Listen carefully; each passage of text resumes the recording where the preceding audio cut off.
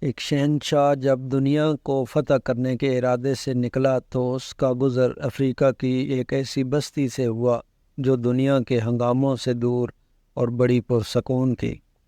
یہاں کے باشندوں نے جنگ کا نام تک نہیں سنا تھا اور وہ فاتح اور مفتوح کے معنی سے ناآشنا تھے۔ بستی کے باشندے شہنشاہ اعظم کو مہمان کی طرح ساتھ لے کر اپنے سردار کی جھونپڑی میں پہنچے۔ سردار نے اس کا بڑی گرم جوشی سے استقبال کیا اور پھلوں سے شہنشاہ کی تواضع کی۔ کچھ دیر بعد دو مختلف قبیلے کے لوگ اپنا مقدمہ لے کر اندر داخل ہوئے۔ سردار کی یہ جھونپڑی عدالت کا کام بھی دیتی تھی۔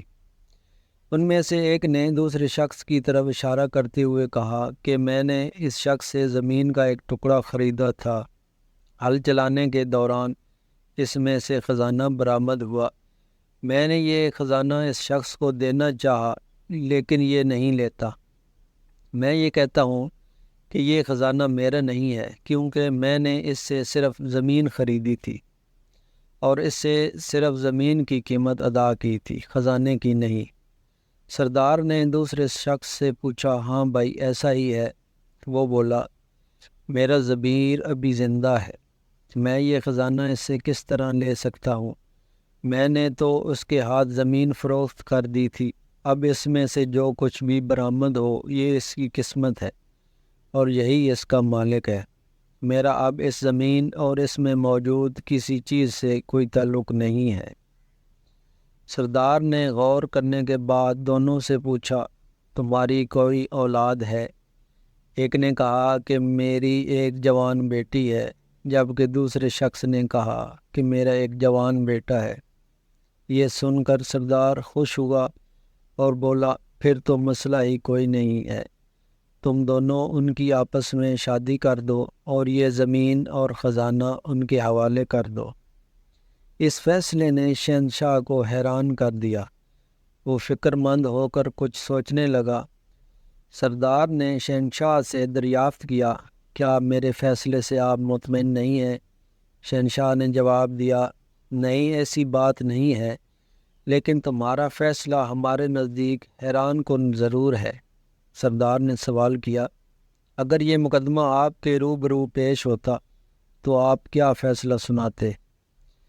شہنشاہ نے کہا کہ پہلی بات تو یہ ہے کہ اگر یہ مقدمہ ہمارے ملک میں ہوتا تو زمین خریدنے والے اور بیچنے والے کے درمیان کچھ اس طرح کا جھگڑا ہوتا کہ بیچنے والا کہتا کہ میں نے اسے زمین بیچی ہے اور اس سے زمین کی قیمت وصول کی ہے، اب جب کہ خزانہ نکل آیا ہے تو اس کی قیمت تو میں نے وصول ہی نہیں کی، اس لیے یہ میرا ہے۔